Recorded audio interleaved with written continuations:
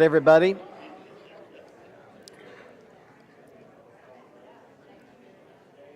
I'm not sure if everybody's here or not, but we're going to go ahead and go. If you're not here, let me know right now, okay?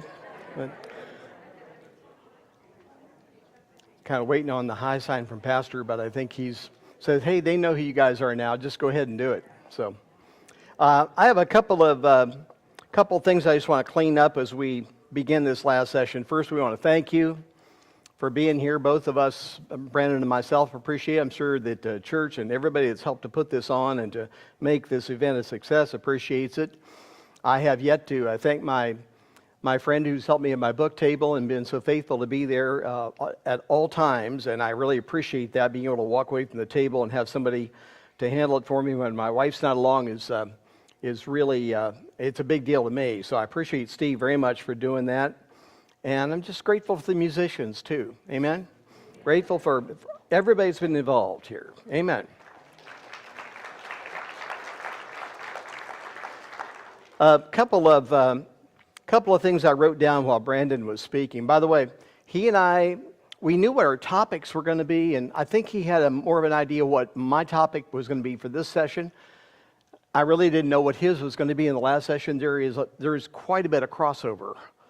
And whenever I see that happen, I go, okay, this was God before we even understood that we were going to speak together, that he knew what we were going to do here.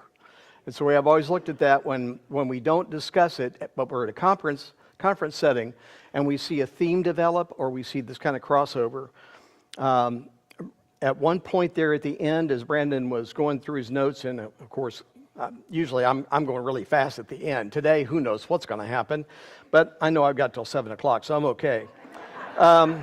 Since I'm last, Brandon said there was a Red-Green Alliance, and honestly, I didn't know Red-Green was going to be here.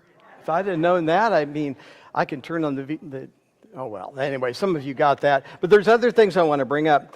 He talked about the funding that is going on.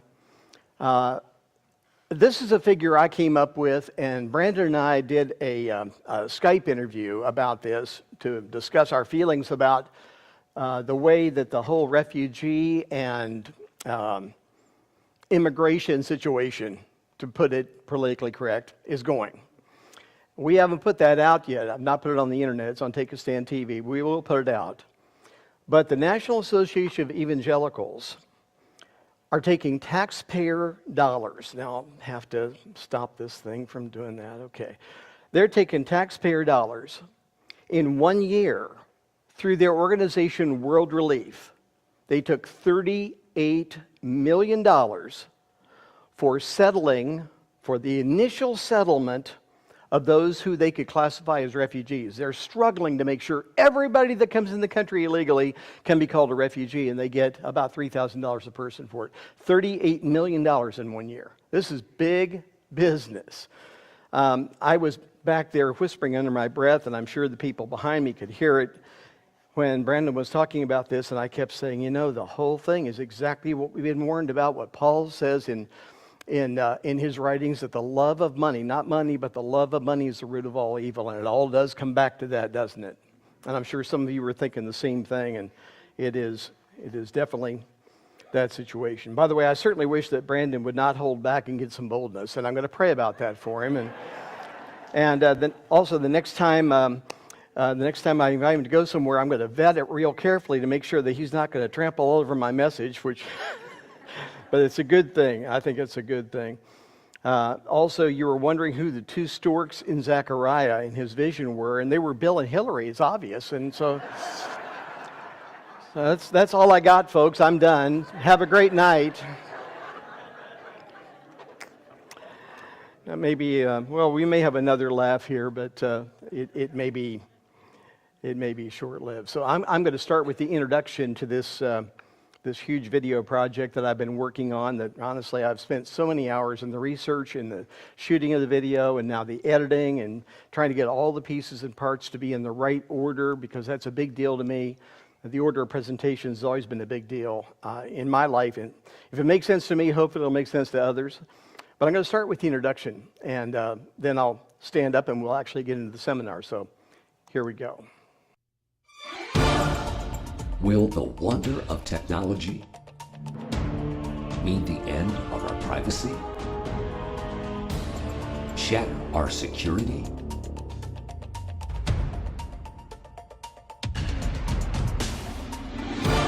Will today's advancements spell the end for humanity?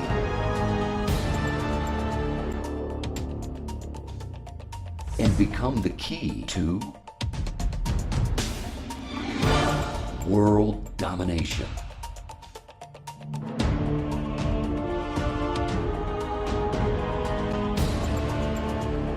Eric Barger and Take a Stand Ministries presents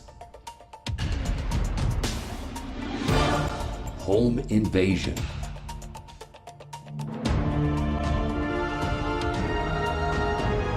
The rise of surveillance society.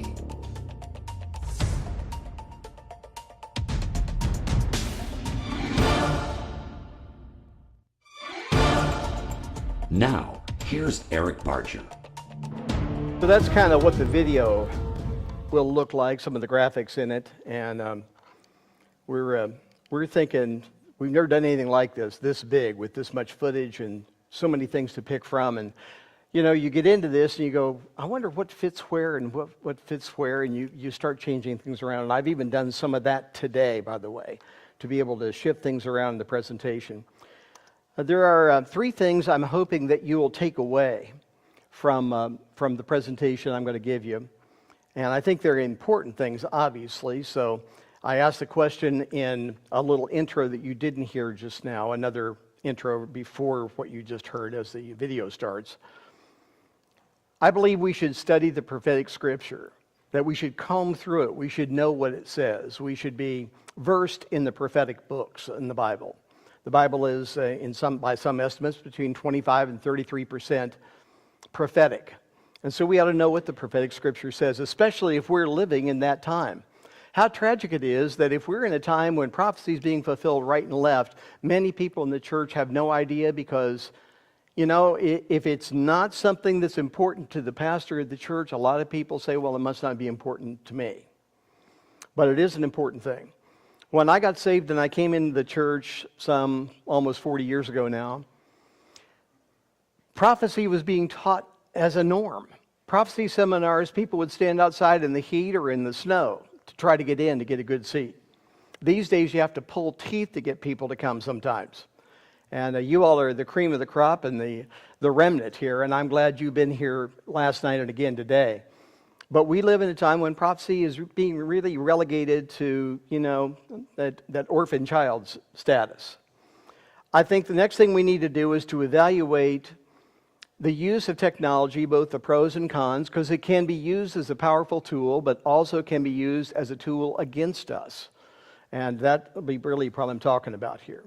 And we want to inspire a sense of evangelistic urgency. And I think I've been talking about that every session, but we should be urgent about evangelism. You know, if we all knew that the rapture was going to take place next week, we would be out there evangelizing like crazy. If we thought today was our final opportunity to ever win somebody to the Lord and they would never, ever have another opportunity, if we knew that for a fact, we'd be out there evangelizing them.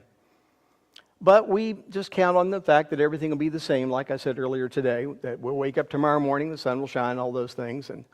And we don't think about the urgency of evangelism because someday will be everybody's last day. We just don't know when. And we need to be taking every opportunity we have to share the good news with somebody because we don't know if that's their last opportunity as well. You know, if there's anything that I could say about this will probably be unlike any message you've heard on Bible prophecy. At least I think it's probably unique to it.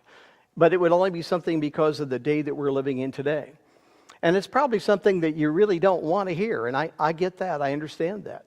A lot of the things that we have talked about are things that we don't relish. We can't sit there and go amen and be really enthused and, you know, inspired and all those things as we get up and walk out. But it's important that we hear about these things. I've told people for a long time that when you talk about apologetics, I'm not sure that you need it every single day or every single message when you're in church, but you need it sometimes. And so we need to see where that fits in our life and how much knowledge we have about these things, and then understand that God has specifically tried to get through to us over the last 24 hours about some of these issues that Brandon and I have tried our best to pose to you. I hope you remember that the context of what I'm going to talk about is Bible prophecy. And please don't miss that, because the context of prophecy is a big deal. And if you'll keep that in mind throughout the presentation, I think that you'll do well to be able to take home really the bottom line to this, which is the things I'm going to talk about here would not be of the kind of consequence I see them as if we weren't living in prophetic times that we are today. So, this is where we're going to go. Number one, we're going to talk about personal privacy. The privacy that we have, that we've enjoyed for a long time, that is eroding all the time because of the kind of society we have, and really because of the great invention, and it is a great invention of the internet, and how we can now communicate with one another, but our privacy is going away. Secondly, as we talked about this morning for a little bit, free speech and our access to all the input. You know, I think to make a good value decision, to make a correct decision, we need all the input available to be able then to pour through it to see what our position is on any given subject or topic. But there are a lot of forces out there that are holding back some of the information material that I believe is paramount for us to have if we're going to make good decisions about the culture and about many of the issues in our world today. And the last thing is our own personal security, and of course our national security. All those things are at play. I would love to think that my grandkids will never have to see a change in America, a detrimental change, such as I discussed this morning. I would love to think that as they grow older, that their kids would never have to see it. Frankly, and honestly, do not believe that's going to be the case. I believe that they are going to see some very dramatic changes. I don't know when they're going to happen, like we said earlier, but understand that our security, I believe, is something we should be involved with ourselves and just not kind of happenstance. And the last thing is, I think every one of us should be concerned about our own ability to spread the gospel message here in the end times. And that's been a theme I had this morning, a little bit last night, and again, obviously here, because this is a theme for us. And understand that as we talk about this, keep Bible prophecy in mind. Keep the fact that we are in the end days in mind. And remember that you're not the first people that have ever had your private conversations, even conversations with God, listened to by an ulterior force that would want to stop you from doing so.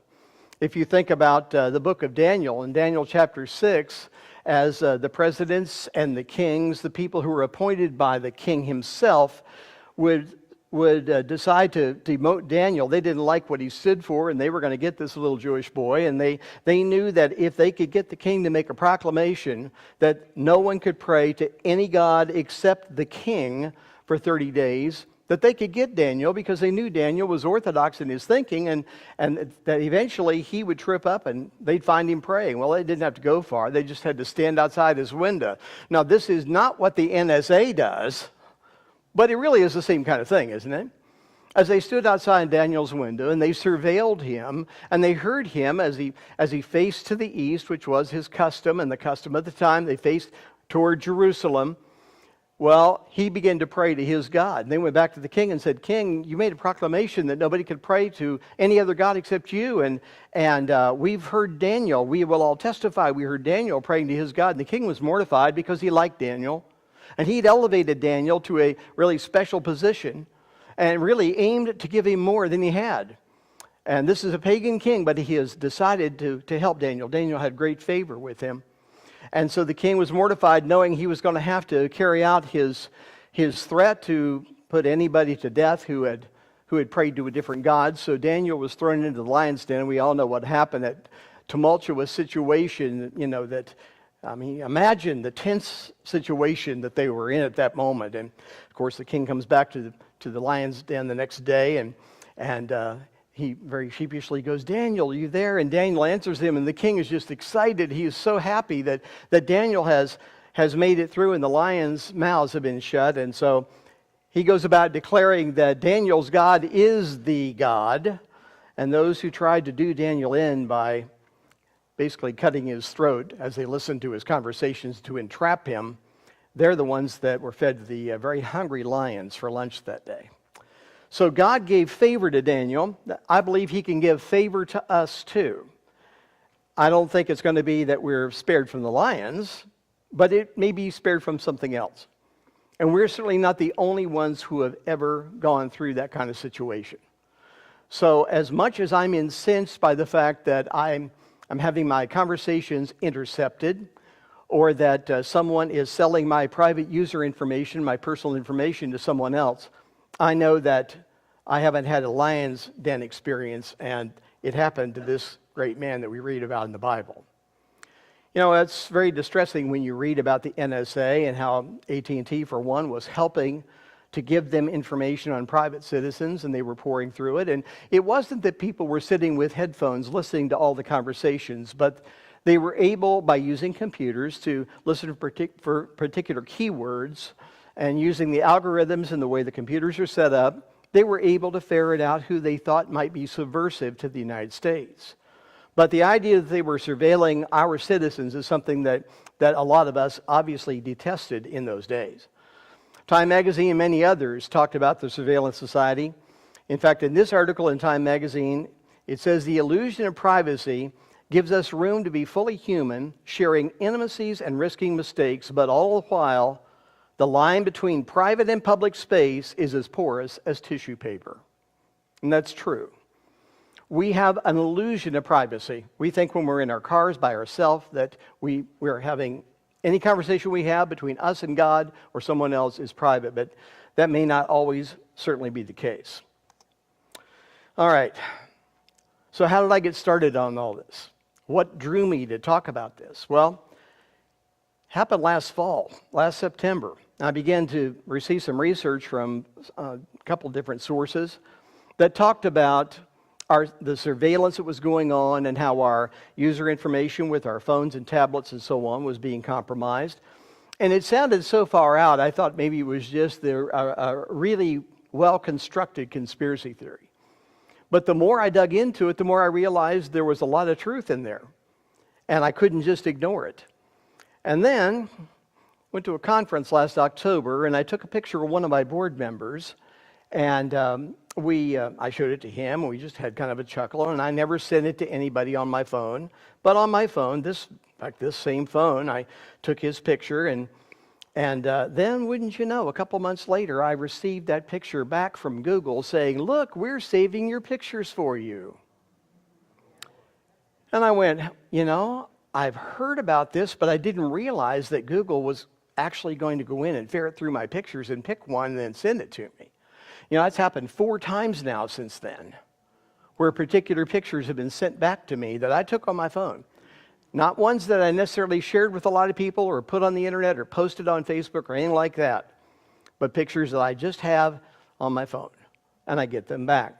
And I begin to dig and dig and dig and dig, and I'm one of those guys that once I get into something, if God's dealing with my heart or something gets under my skin, and this is a little of both, I believe, I'll dig into it. And one of the things I have to do, and one of the things I've done all these years, is a lot of research. So the more I dug into it, I discovered a lot of things I really didn't want to know about what was going on. The next time that happened, by the way, I stopped on top of Blewett Pass one sunny day last January, after it had snowed the night before, obviously in the background, and I took a picture, a selfie, and I don't do that very often, but I sent that picture to my wife, my granddaughters, and my daughter, just to say, hey, I'll be home this evening. I'm coming back from a ministry trip over in the Okanagan, and I'm coming back, and everything's great. It's a beautiful day up here. I wanted to take a picture to show you that, yes, indeed, we have sunshine on Blewett Pass, no matter what it might look like in Seattle. Well, I got that one back, too. That was the second one that came back, and so that said it to me that I've got to deal with this. So that's how I began into this journey that I've been on. So understand that it's our inattention to detail that has caused us to just, live like we didn't care about anything else. And, we aren't the first people that didn't read the terms and conditions. Can you see that? It says Adam and Eve, the first people to not read the Apple terms and conditions. Yeah, they were the first people, but or at least that's the joke. I saw that. I thought that really fits. But I wasn't watching, just like a lot of other people weren't watching about what they were divulging on the internet about themselves to others in private conversations, not posting on Facebook necessarily or sending out as public information. Have you ever searched for a product or a service and immediately begun to see ads appear on your phone's browser or on your tablet or your PC? How many have had that happen? Yeah, just about all of us, because we've all searched for a product or a service, usually something local, maybe a place to go eat or a plumber to call or whatever it is that we might need. And we may not have read the fine print or realize that when we do that, of course, by the algorithms the computers are using and that Google has set up in their system, and Google handles about 90% of the searches in the world, they are able to, by the keywords that are set up for the computer to hear, if you will, in our emails, our texts, our conversations, our searches we do online, they are able then to connect us with people who are advertising through Google, who are paying to have local contacts in that area sent to them by Google because we've done a search. And so that's the way it works. And what happens is that oftentimes it happens out of the blue. In fact, I know of a case where people were standing in a group and they were talking about where they're going to go to dinner, and there were several phones involved. We don't know whose phone it was necessarily that picked it up, maybe a couple of them. But as they're standing there talking about where they're going to go eat, somebody said, "Let's go to Mexican." And about a minute later, on their phone, on one of the phones at least, an ad for a Mexican restaurant came up. And it wasn't the closest one to where they were. They were in Ohio. It wasn't the closest one, but it was one that has an advertising agreement with Google that when people search for something like that, then, of course, they are sent advertising about this particular business, this particular restaurant. Well, these people weren't asking for Google to send them anything. But the microphone is always on, folks. If I go, "Hey, Google," it may do it. But anyway, if I begin to speak to my phone and ask it for something, that's one thing. But it has to be on all the time for it to hear the initial command that I give it. So understand that no matter what we think about who's listening, and I don't think there's somebody with headphones in a back room listening. It's not like that. It's the algorithms picking out particular words. That those words are being picked up. That's the point. Those words are being heard by somebody. And we ought to understand that. In our haste, sometimes we'll do a search, and in this case, I did a search, and you probably can't see it with the screen there, but it's a search for Olive Tree Ministries. Now, I know the address, okay?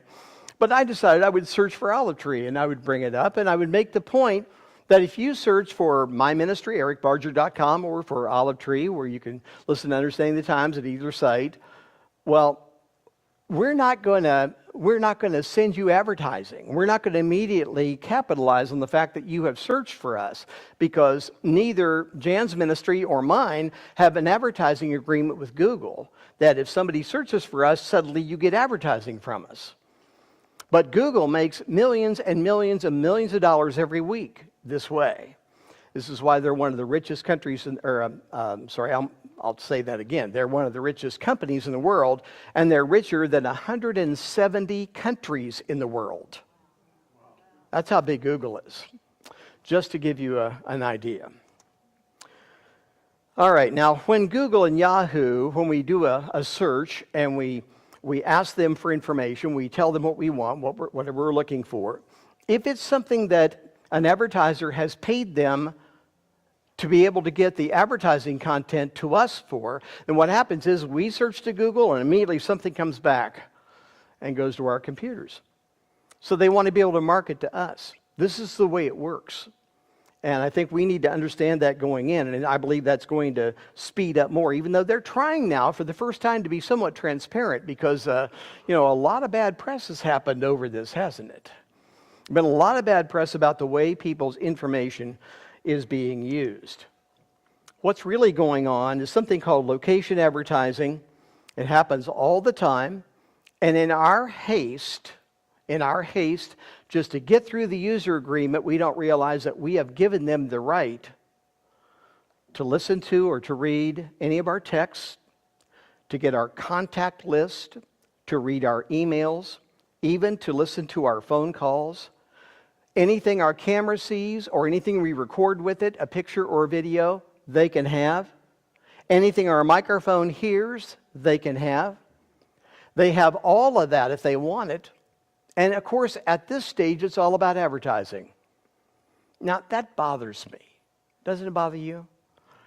But it would bother me a whole lot more if my personal safety was at stake. And that's really the end of the road here, the end of the message today, and I'll get to that for sure. But the algorithms are set to do location advertising and also what's called remarketing by planting a small piece of software in our computer called a cookie, and most of you understand what that is at this stage. But algorithms are just the way computers are set up to search for particular items or topics and then to do something with that information. And Google has done a fantastic job of doing it. You take a look at their data centers and you understand that they have a lot of capability and it's beyond anything that you could ever imagine. But that's what an algorithm itself is.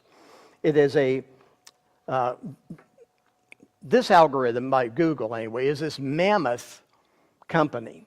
And it is an extremely left-leaning company.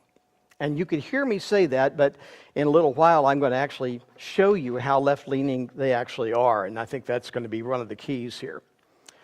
When you think about data mining, and you think about what's happened over the last year, some of you know what happened with the whole Facebook fiasco, and Facebook was, of course, caught allowing one of their app developers to, and somebody who had an app on Facebook for quite a while, to actually data mine the people that he was able to garner from a university, from Cambridge University. How many remember that back in the spring of this year? So Facebook was fined $660,000 US over that. That is a drop in the bucket. Facebook made last year, their gross income was $40 billion last year. In March 27th of this year, because this story broke of how this Cambridge Analytica company had been able to market Facebook user information that started out with about 300,000 users, but because it got all of their friends also, it came up to 87 million users that had their information compromised. So March 27th, when the story broke, Facebook lost 21% of its stock value. Do you know what that equated to? $90 billion. When they lost 21%. Zuckerberg himself, you just saw him on the screen, the chairman and founder of Facebook, he lost $14 billion personally that day on the stock market. I guess they had a bad day. Well, when you think about that and you go a little further, you find out that Facebook has lost, since July, about 30% of its value. There are people calling for Zuckerberg to be removed. The FTC is investigating. Congress is investigating after all these scandals have taken place. We see that the European community is investigating. They have already fined Facebook once over this issue, but this is what's happening. The NASDAQ was destabilized the day that Facebook's stock went down because it's so powerful. And of course, the lawsuits from the investors and so on continue. Here in a second, you're going to see a clip that will help you to understand or be reminded about what took place during the Facebook financial scandal. Here we go, I think. Facebook is under fire after admitting a political data firm improperly received access to profile data from tens of millions of users and used it to try to sway voting habits. That firm, Cambridge Analytica, creates psychological profiles of voters and uses them to deliver highly targeted advertising campaigns. The firm denies wrongdoing, but former staffer Christopher Wiley told the Today Show, "This is a company that really took fake news to the next level by powering it with algorithms." Here is how those algorithms work. This is Algorithmics, the space where we explore how invisible, computer-controlled, database sets of rules are making decisions for us every day. It all began in 2013 when University of Cambridge professor Alexander Kogan developed an app that included a personality quiz that was installed by around 300,000 Facebook users. The app collected their quiz responses, as well as their profile data, and, here's the key, it collected information from their Facebook friends too. Tens of millions of them. This was all allowed under a Facebook policy which has since been changed. Kogan reportedly told Facebook he was collecting the data for academic purposes, but then he sold it to Cambridge Analytica, a move that broke Facebook's rules. Cambridge Analytica used this trove of data to build the valuable personality profiles at the heart of the service it sells. They matched quiz responses with quiz takers' profile data. Then, they developed algorithms to find patterns in those responses and predict results for other users, training the algorithms with the huge supply of Facebook profile data they had collected. This shows that even seemingly innocuous data can be turned into highly powerful information. As The Guardian noted, a scientific study conducted in 2013 revealed incredible connections. Liking curly fries gave clues about intelligence. Hello Kitty indicated political views. Collect dozens or hundreds of likes, plus other data, and you can build a rich analysis of the American electorate. Facebook banned Cambridge Analytica, which strongly denies claims it acted improperly, saying it deleted the data after learning Kogan broke Facebook's rules. The company also said it didn't use this data in services it provided to Donald Trump's presidential campaign, a claim yet to be verified. Now, Facebook CEO Mark Zuckerberg is on an apology tour, offering changes such as restricting developers' data access, and has indicated an openness to testifying before Congress. The controversy has renewed debate not only about the privacy of user data, but about the power of the data in political elections, and about the power of the algorithm.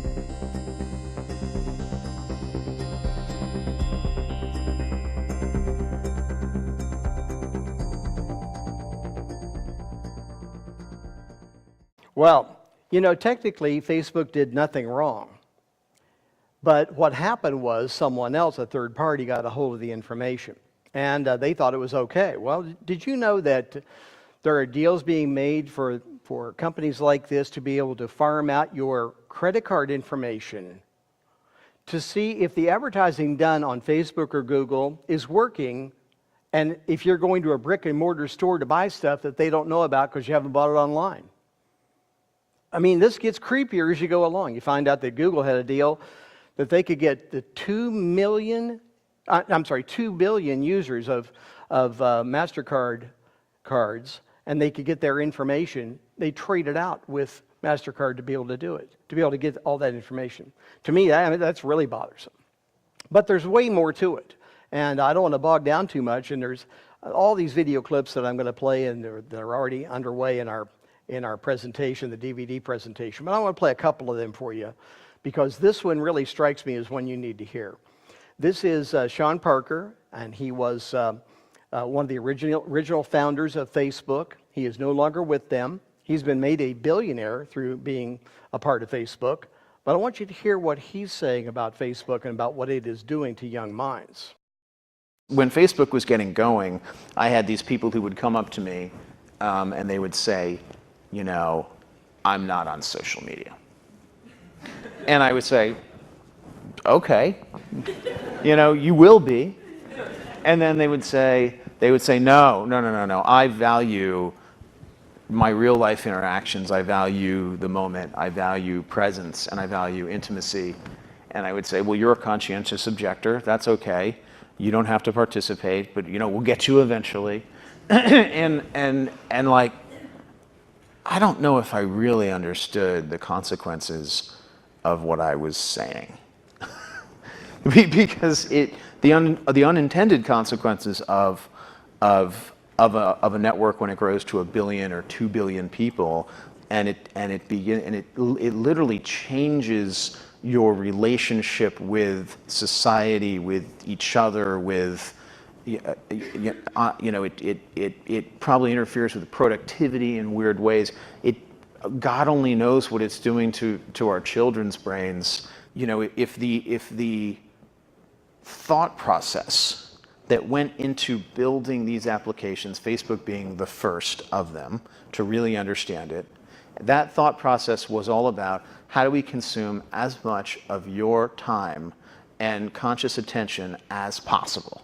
And that means that we need to sort of give you a little dopamine hit every once in a while because someone liked or commented on a photo or a post or whatever.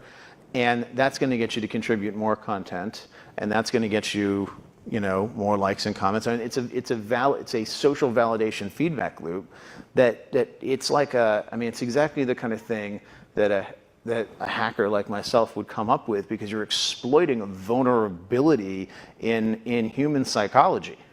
And I think that the inventors, creators, and it's me, it's Mark, it's the Kevin Systerman, Instagram, it's all of these people, understood this consciously, and we did it anyway. This is the quote. The thought process that went into building these applications, Facebook being the first of them, was all about how do we consume, how to get us to consume as much of our time that they can, how they can keep eyes on the screen. And then he makes the statement that God only knows what it's doing to young brains. There's another Facebook analyst, and he was vice president. He was in charge of Facebook growth, of user growth, and he's made the statement that neither he or his children are on Facebook. He said he hasn't done a post in years. He made that statement at Stanford University, and he's very strong about it. This is Chamath Palihapitiya. He's making the statement that what this is doing to the culture, what it's doing in homes, and what it does to young people is something that concerns him, and he wished he'd never done it. And while I was doing that research, I came across this wonderful news that Facebook has a new app called Messenger Kids, so they can keep our elementary school age kids involved with Facebook. Just what we need, another app like that. But big tech is certainly shaping the culture today. There's no doubt about that. And there's a lot of new companies coming online.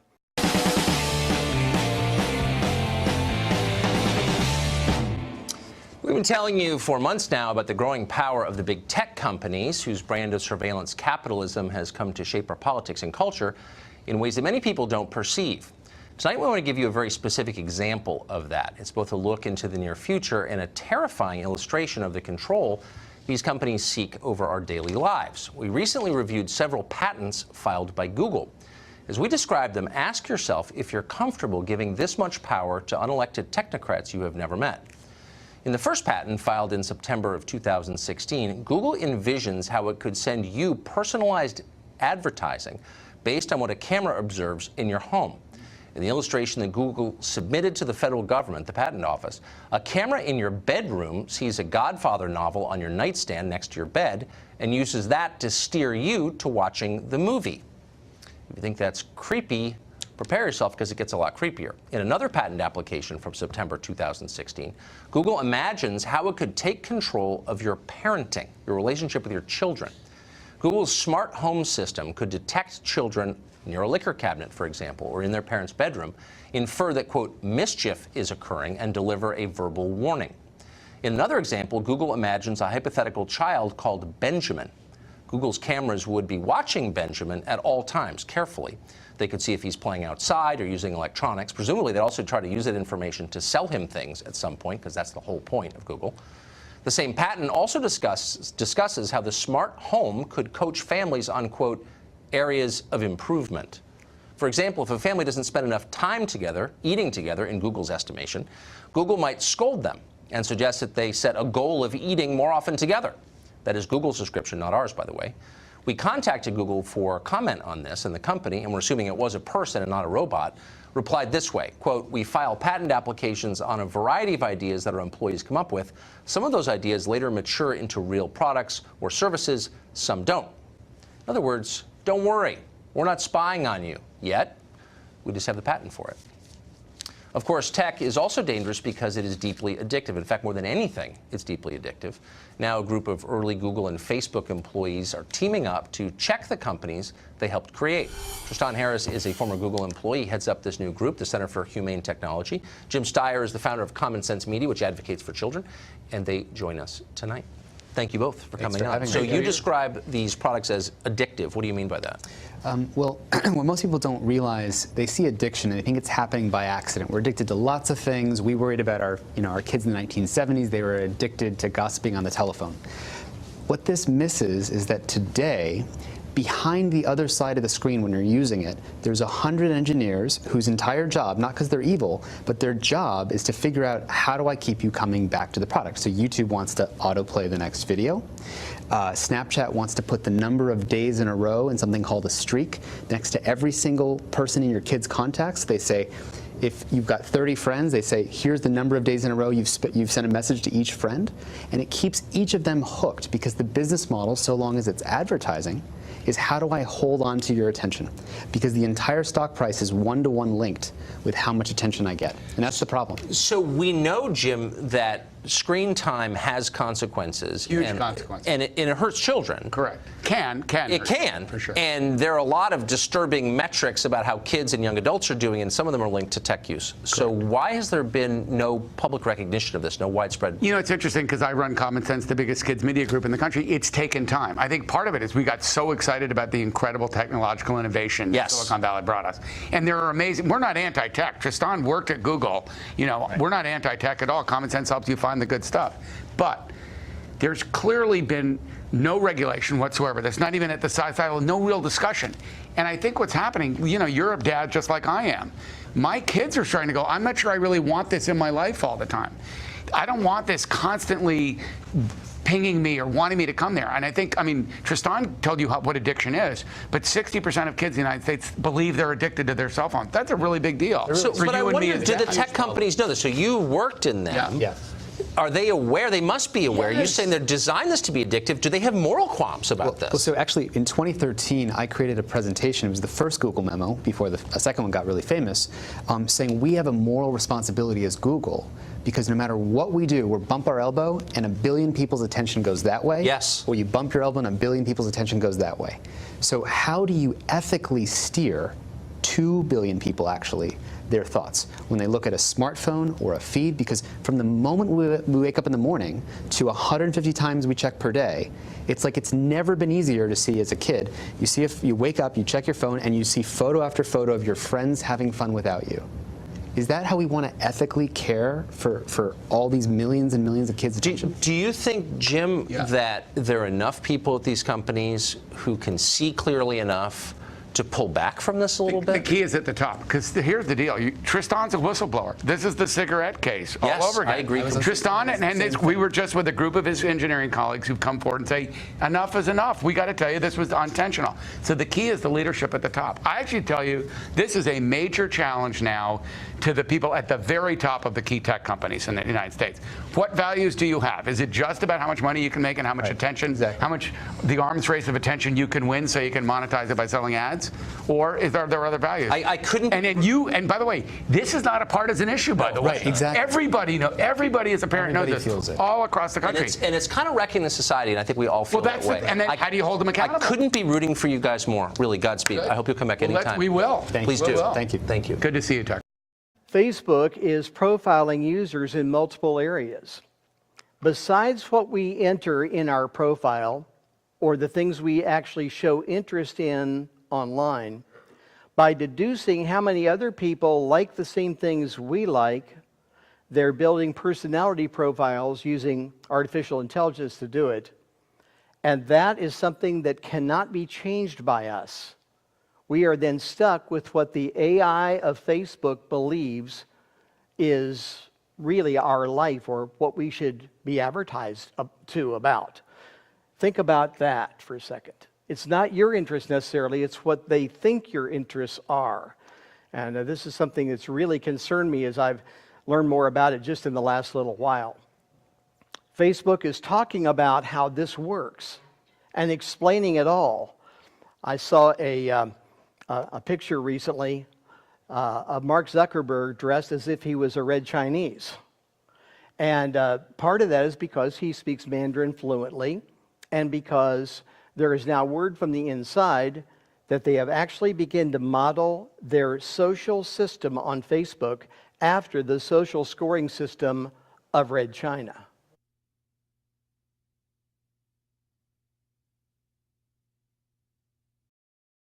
You have no control over those determinations at all.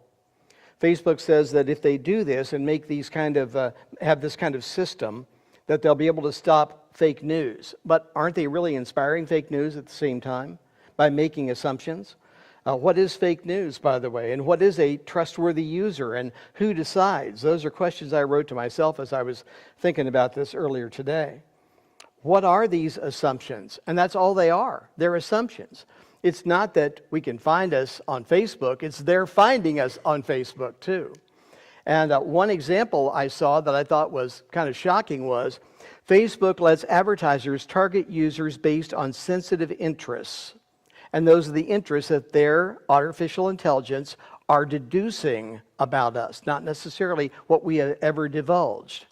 Look at this. Facebook allows advertisers to target users it thinks are interested. Notice it thinks are interested in subjects such as homosexuality, Islam, or liberalism, despite religion, sexuality, or political beliefs explicitly being marked out as sensitive information under the EU's new data protection laws. The social network gathers information about users based on their actions on Facebook and on the wider web and uses that data then to predict on their interests. So they're trying to predict ahead. Forbes magazine said Facebook as the ultimate government surveillance tool, ?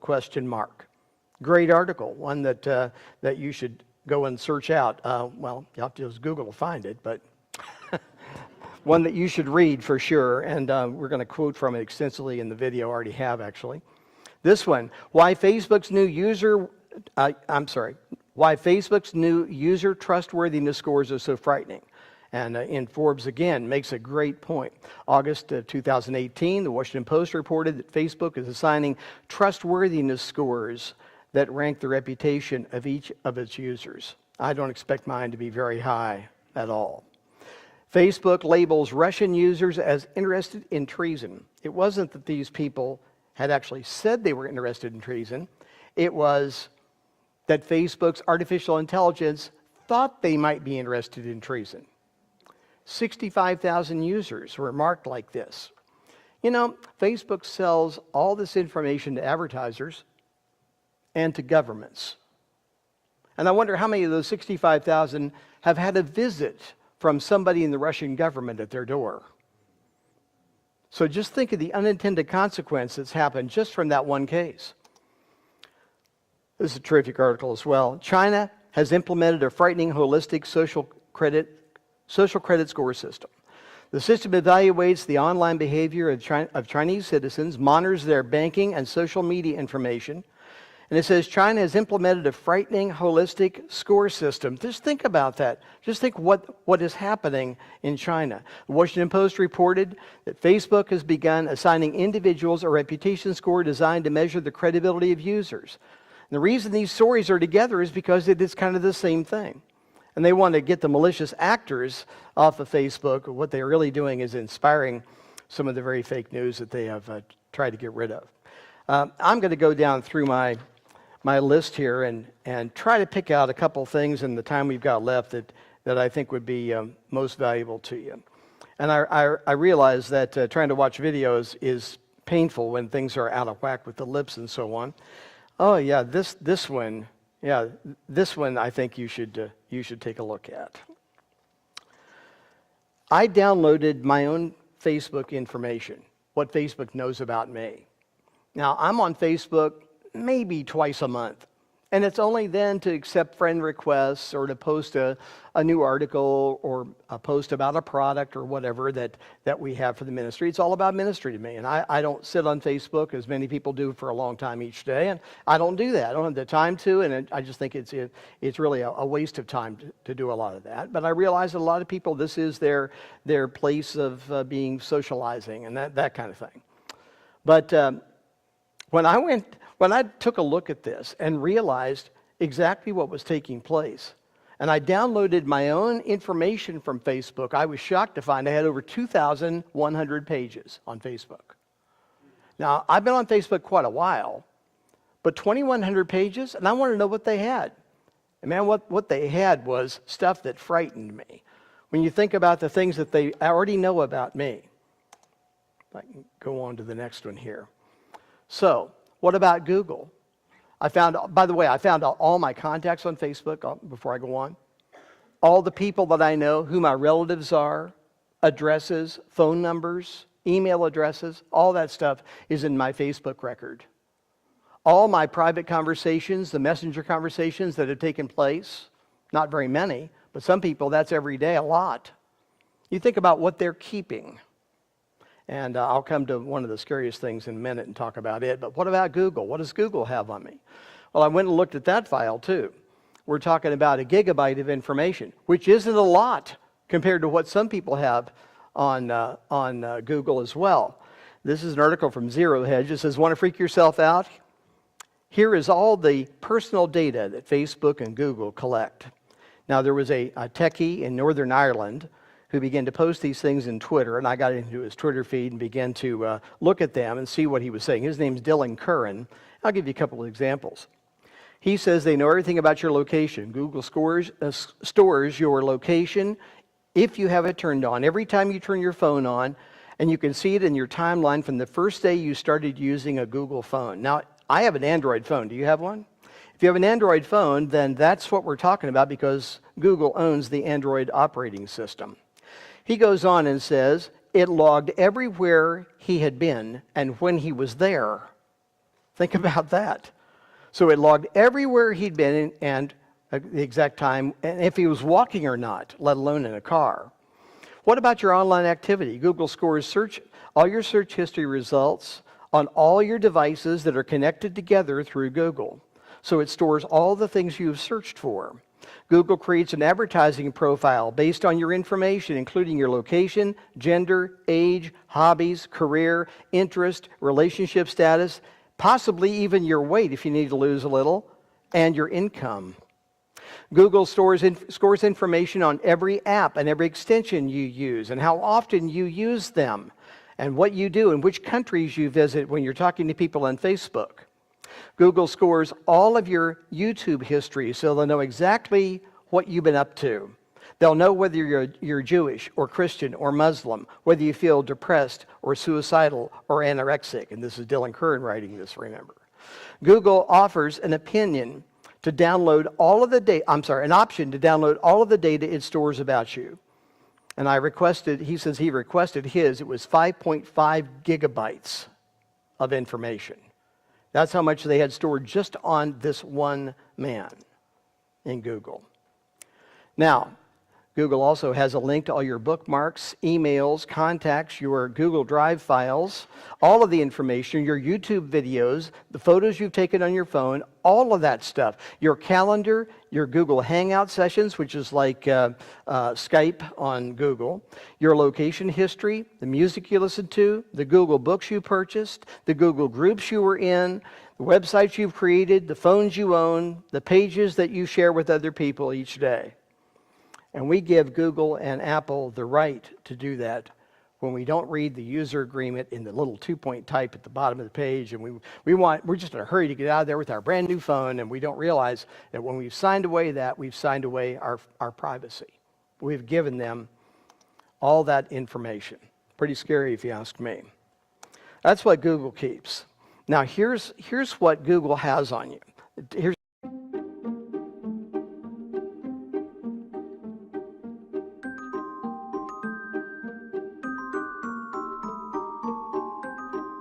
Now the first thing you want to do is navigate on your web browser to takeout.google.com. This is going to give you the option to download all of your data from all of Google's services. So once you're on takeout.google.com, you're going to select all of the Google services you use. That means bookmarks, calendar, Google Chrome, your mail, your location history, your YouTube history, all of that. So select everything on this page and then click Next. You're going to want to choose the 2 gigabyte file if you're on an older computer. Now at the bottom of the page, you're going to click Send via email, or you can have it automatically stored in your Google Drive, Dropbox, or your Microsoft OneDrive. I like the email link, so I just select that, and then I click Create Archive. And now you wait. For me or anybody who uses a lot of Google, it's going to take a long time. My first archive took about 20 hours. And once it's ready, you'll get an email link that says download your archive, and you can go in and start downloading individual zip files.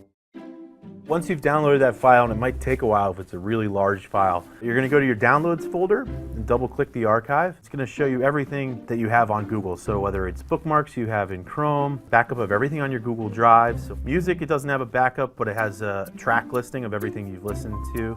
It shows that I opened up the calendar, opened up Spotify, opened up my Nest app. This is a whole log of everything I've done on my Android phone and the apps I've opened, down to the exact second that I opened up the app, which is kind of creepy.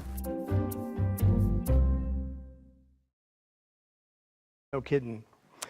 And the same thing is true with Facebook. You can find out all of the files that Facebook has, and when I first saw mine, that is really what freaked me out. So let me move on.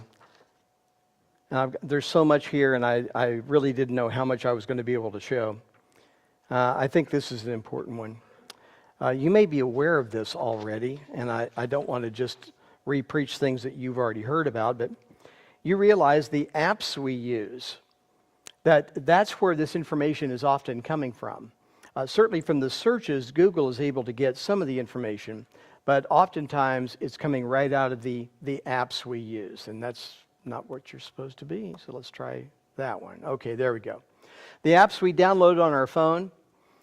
Have you ever wondered why when you download a game, it wants to know your location, it wants to have your contact list, and it wants other information? You have to give it a right to get those things, or you can't actually use the app. Have you ever wondered about that? That's because those apps are being created by people not for fun, but to make money, and they're taking that information and selling it back to Google to advertise back to you. So whenever you download an app like that, it might be free to you, but really you become the customer and also the object at the same time. They're selling that information. Some of us in this room, like me, have a particular app on your phone that a lot of people have. In fact, it's one that 70 million US citizens use every month. And that information goes right back to the app developer, which is a company called Ground Truth. The app is, are you ready? How many of you have your weather on the phone with Roseburg? Roseburg is selling that information back. And the reason you have to tell it location, of course, is so you can get the accurate weather wherever you are. But they also want to be able to advertise accurately back to you. So Roseburg is one, but that's only one of thousands that are out there. We could talk for a second, and I will just for a minute, and then I'm going to move on, about, hopefully, there it is. Talk about a treasure trove of advertising information right in our homes that we now carry on conversations with. I read an article in the Atlantic magazine, one of the most liberal magazines you'll ever read, but it was a very good article about this, of how these are going to be used to be able to psychoanalyze people. And they had a drawing, a well-done drawing of a young man laying on the couch, and his therapist was, Alexa. And we kind of chuckle at it, but they're saying this is the way this thing could be used. Because they are AI, and they do develop as they go along. And one of the, I'm not talking a lot about AI in this message, but one of the frights of people who have been worrying about AI, like Elon Musk and Stephen Hawking, who I never thought I'd say anything that I agreed with him about, but part of that is the fact that AI develops a way to improve upon itself and to learn, and that's really what's going on here. How many of you know about the Replica app? Anybody here know about Replica? Spelled with a K, Replica. Replica app was developed by someone who lost someone who was very close to them, and they found text messages from this person on their phone and decided they wanted to feed them into the computer. This is somebody that's very skilled in this. And they built an app that would continue to take those text messages they had from their deceased friend and build on them and build a personality so that that person that they once knew, who's now dead, could continue to speak to them through their phone. Now, this is made for many of the millennials who don't want to talk to anybody. You know, I've got them in my life too. I call my grandkids sometimes, and they text me back and go, wait, I called you for a reason. I want to hear the voice. Come on, you know. But a lot of people are very lonely, and they've decided that's a great way to go. And this is a big app, one that's very popular. And it's a very sad thing. If you have either the Amazon Echo or the Google Home, I want you to be aware of what's going to happen with Google Home, because Google Home is developing new software called Duplex, and it's already out in test markets in places. And what that is going to do is allow Google Home, the little device, to make a phone call for you. For example, to set up a haircut appointment, to set up a reservation at a restaurant. I wonder what's next, but think about the implications of that. You letting a computer make those kind of calls. Evidently, they have now got, Google has been able to program Google Home and the Google Assistant in such a way, if you notice watching the baseball playoffs, that their Google Assistant is being advertised everywhere in the baseball playoffs, on each one of the fields where the playoffs have been. But they've developed this software to the place where it sounds so real, nobody knows you're talking to a computer. And there's a lot of things in that if you begin to go through it.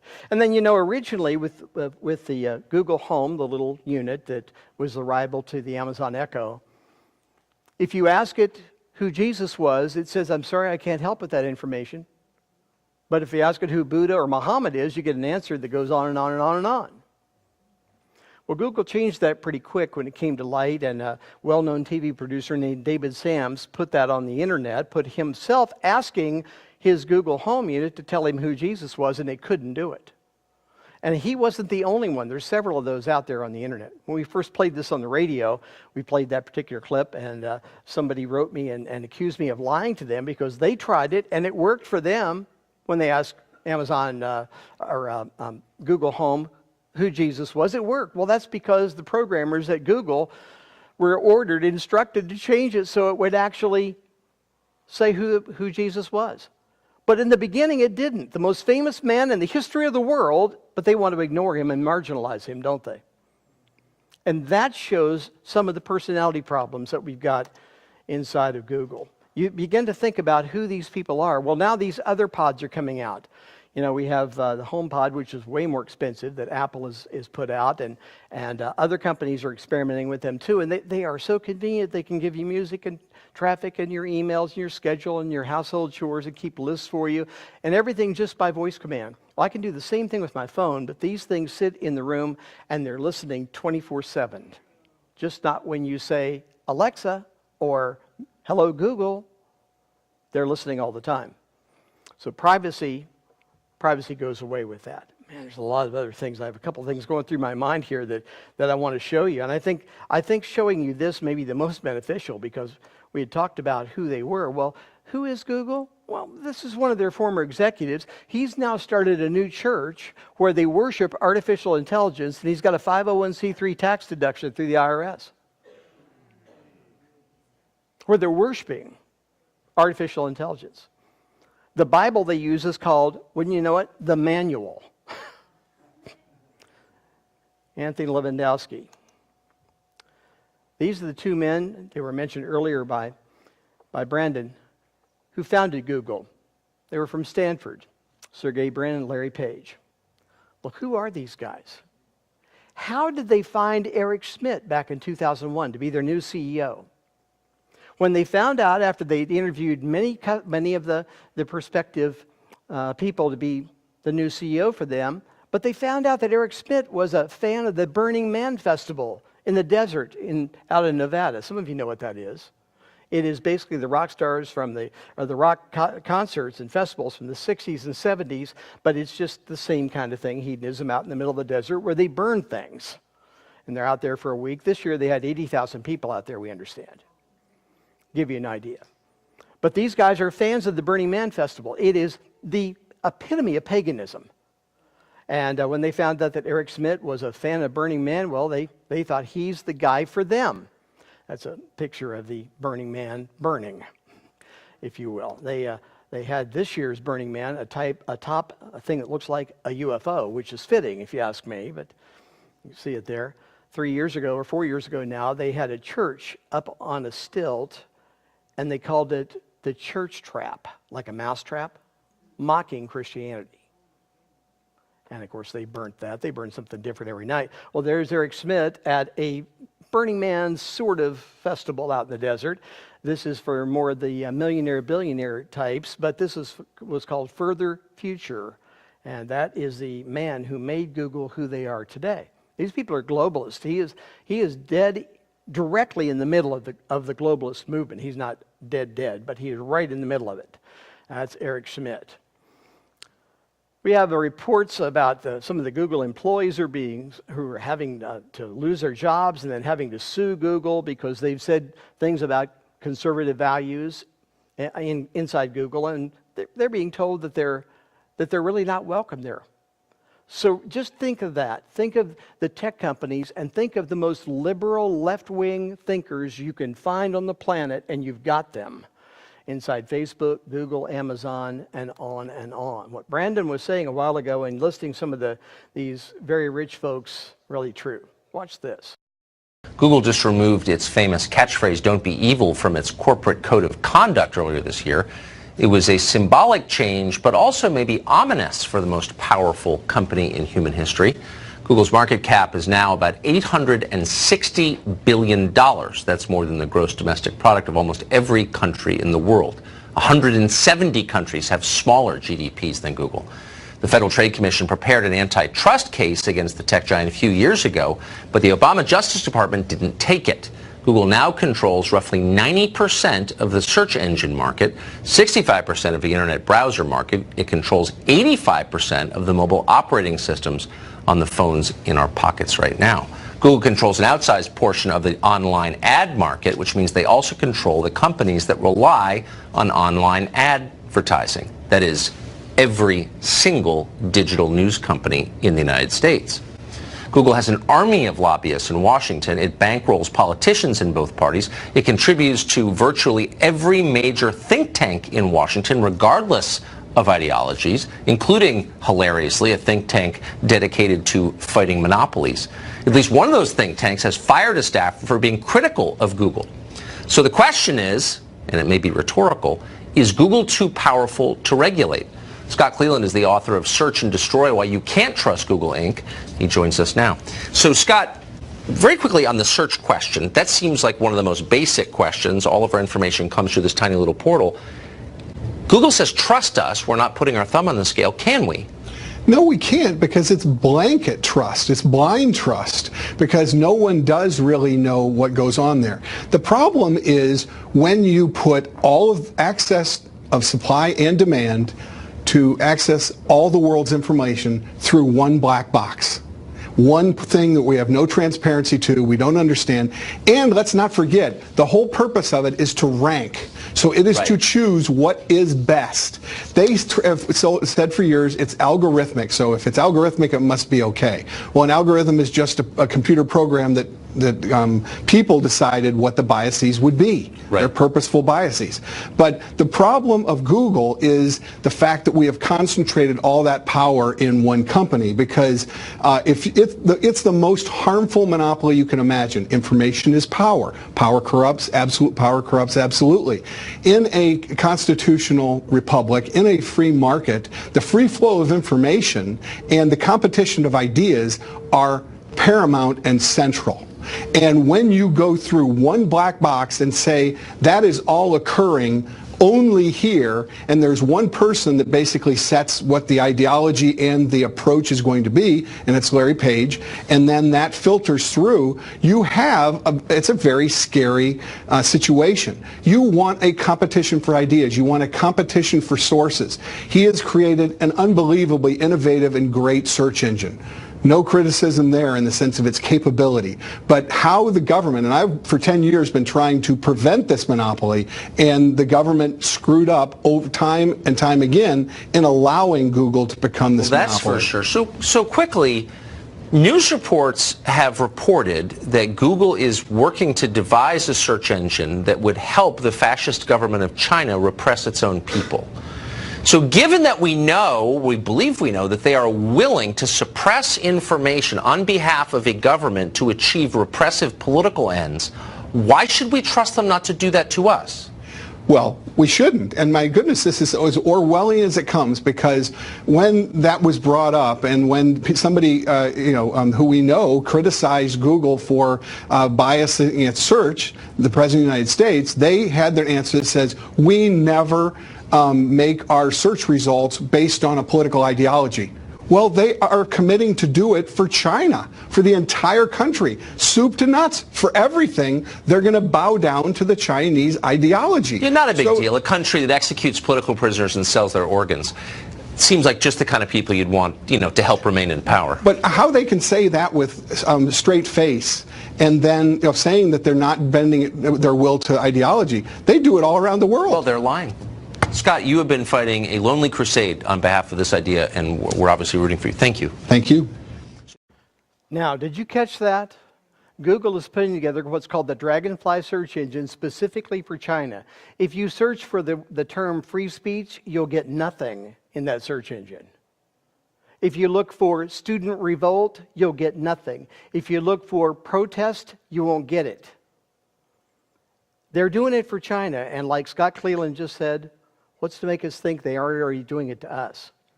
I can tell you, I know for a fact that Google and Facebook are both shadow banning Christians. One of the ones that I know it's happening to is sitting in the sound booth, and you've heard him speak today and last night 3 times. Brandon has been shadow banned by Facebook. The people on his list aren't even getting a notice of the new posts they put up, that he puts up. So it's already happening. It's happening to us. The president of the National Religious Broadcasters Association has spoken out very clearly and vehemently that we've got to stand up for free speech. But when you've got Google doing what they're doing, and you see what's happening, and they're going to agree with the government of Red China, it's all about money. This is all about the dollar. And to me, that is sickening to me. Now, I'm going to play one more thing, but before I do, I want to point something out. The only way that the Antichrist could ever control the planet, as the Bible clearly says he will, is when we have the technology that is now available around the world. Hitler could not have been the Antichrist. People thought he might have been, but he could only control a small portion of the world. The Bible says he will control the whole world. And I'm going to put the scripture on the screen so we can all see it here, hopefully. Yeah. It was given to him to make war with the saints and to overcome them, and power was given him over all kindreds and tongues and nations. There's never been a time when a dictator could ever have control over all kindreds, tongues, and nations until now. That technology is out there. Now, I said the other night, I'm looking for Jesus Christ, not the Antichrist, but it tells me that if the Antichrist system could be built at any time and the technology is available for him to do what the Scripture says he will do in this key passage, I know Jesus is coming soon. Because Antichrist could never have done what that passage says. It says, all that dwell upon the earth shall worship him whose names are not written in the book of life of the Lamb, slain from the foundation of the world. The world is going to worship him, but that could never have taken place until now. Because we've never had this kind of technology. Brandon told you about China. You know, right now they have 170 million closed-circuit TV cameras in use. I believe Brandon says 620 million, didn't you say, are going to be in use? Yeah, by 2020, that's the figure. Think about that. They're going to have every corner of every place in the whole country of China that they're going to be able to surveil people. What will the Chinese church be able to do? I don't know.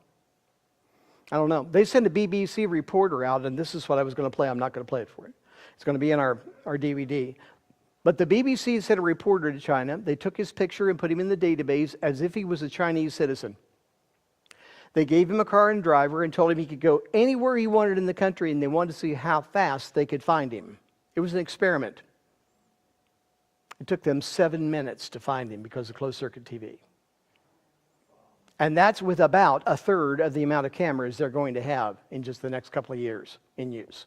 The city of Houston, Texas, is modeling their closed-circuit TV system after China. That's scary. Facebook is modeling their social score system out of China, after China's. That's scary. But this is the day we live in. This is the day we live in. We need to be frugal. We need to be watchful. We need to be prepared. We need to understand that when we post something, it may affect somebody else, even after we're gone. Let's say we post something about the new weapon we have bought. Let's say we post something that sounds like it's against the government. Well, even though the rapture has taken place and we're gone to heaven, the people that are associated with us by Google, by Facebook, by social media especially, if they're left behind, they may suffer the consequence of having known us now. We need to be thinking ahead about how we might be affecting someone else. If we can't convince them to get saved and come to know Jesus now, what they may have to go through just because they knew us during our lives, because of the way social media is intertwining people. I just say we need to be ready, and we need to be understanding of what's happening. You know, I'll never again sign a user agreement without reading it. Not for what I've learned. And you say, well, that's laborious. That would take a long time. Yeah, but the problem is we got where we are because we decided not to read the user agreements. We got where we are because we didn't question what was happening to our contact lists and our texts and so on. We thought it was just going out somewhere in the ether and nobody cared. But somebody cared because they're using it as advertising. Someday, this entire system that I've talked about that's being built right now in the earth, besides the hardware, what's being garnered, what's being captured in that system will be all at the disposal of Antichrist. And you can imagine how that could be used. I'm just so glad that I know how everything ends. And I understand that Antichrist rule is a very short rule. But it is the worst time on earth in the history of mankind. And like I said earlier today, as I close the second message, listen, if you don't know Christ as Lord and Savior, you don't want to put it off. You don't want to put it off. Don't think that somehow you're going to, it's going to spoil all your fun. The things I thought that were fun before I got saved, once I got saved, I realized where my life was going and what was happening to me. The best thing that ever happened, like I said earlier, was that I came to know Jesus Christ as my Lord and Savior. We have to look at the world around us and realize that they are heading headlong to hell. And we understand now some of how it's happening.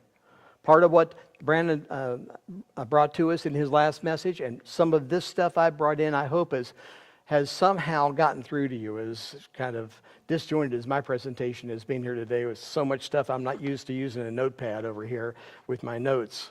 I'm used to having it memorized, and I don't have this presentation memorized yet. But understand, regardless of any of that, this stuff is out there. We need to understand it. We need to be aware. But we don't need to be in fear. Don't let anything destroy your joy. The joy of the Lord is your strength. Without His strength, without joy in your life, there will not be strength in your life. Understand, we've not been given to the spirit of fear. This is a time for action and clear-headedness. To understand what is happening is a key.